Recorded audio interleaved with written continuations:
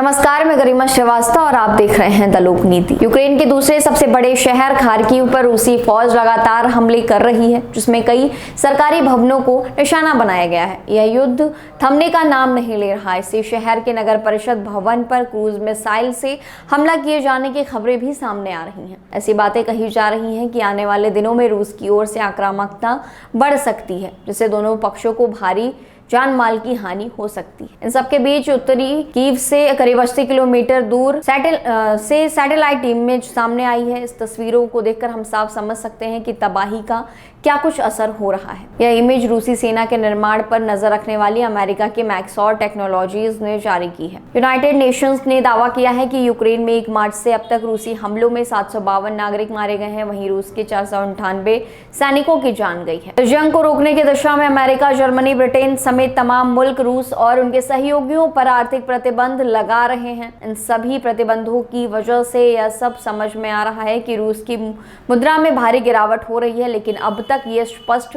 हो रहा है कि ये आर्थिक प्रतिबंध युद्ध रोकने की दिशा में कितने कारगर साबित होंगे। यूक्रेन पर हमले को लेकर चौतरफा गिरे रूस की मदद के लिए चीन ने गेहूं आयात पर लगे सारे प्रतिबंध हटा दिए हैं। संयुक्त राष्ट्र में भी चीन ने रूसी हमले का विरोध नहीं किया है।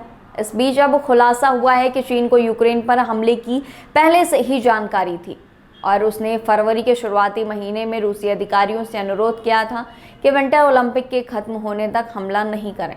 अमेरिकी अखबार न्यूयॉर्क टाइम्स ने बाइडेन प्रशासन के अधिकारियों के हवाले से यह जानकारी दी है। रिपोर्ट में खुफिया सूत्रों के हवाले से कहा गया है कि कुछ वरिष्ठ चीनी अधिकारियों को रूस की यूक्रेन पर हमला की योजना या इरादे के बारे में कुछ हद तक पहले से जानकारी थी। एक सूत्र ने राइटर से इस बात की पुष्टि की है, लेकिन उन्होंने विस्तृत जानकारी नहीं दी है। सूत्र ने अपनी पहचान बताने से भी इनकार किया है। अमेरिका खुफिया एजेंसियों से मिली सूचना को अमेरिका और अन्य सहयोगी देशों ने साझा की थी। हालांकि अभी यह स्पष्ट नहीं है कि चीन के राष्ट्रपति और पुतिन के बीच हमले को लेकर चर्चा हुई थी या नहीं। आगे देखना होगा यह हमला युद्ध कब तक थमेगा या पूरे विश्व के लिए एक बड़ा संकट बनकर उभरेगा। पल पल की अपडेट्स के लिए देखते रहिए द लोक नीति।